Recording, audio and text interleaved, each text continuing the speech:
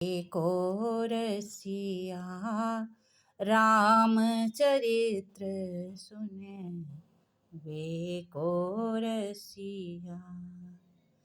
शिव जी ने कहा कि जो कथा भगवान के, जो भी भगवान की जो कथा सुनता है ना, तो जो भगवान की कथा सुनता है वो भगवान के परम पद को देने वाले हो जाते हैं। कथा से ही परम पद पा जाता है वो मनुष्य। इसको जो सुनेगा उसे भक्ति प्राप्त होती है, लेकिन कैसी? अन्य पावनी। अब इसका क्या अर्थ हुआ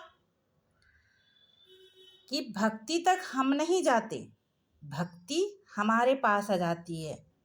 कहते हैं ना शिव जी, क्या कह रहे हैं कि सत्य हरि भजन जगत सब झूठा। यानी कि भजन करने के लिए हमें कहीं इधर उधर भटकने की जरूरत नहीं है।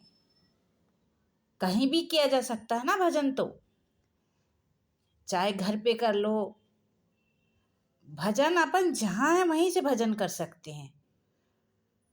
तो शिव जी जो कथा बता रहे हैं माँ उमा को, तो ये समझा रहे हैं कि अगर जगत में कुछ सत्य है तो भगवान का भजन, और उस भजन के लिए हमें इधर उधर भटकने की जरूरत नहीं है। इसीलिए कह रहे हैं कि भक्ति अन्य पावनी है, उसके पैर ही नहीं है।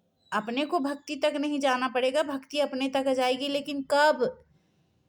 जब हम प्रभु श्री रामचंद्र जी की कथा को सुनेंगे, और सुनने से ही परम पद की प्राप्ति होगी।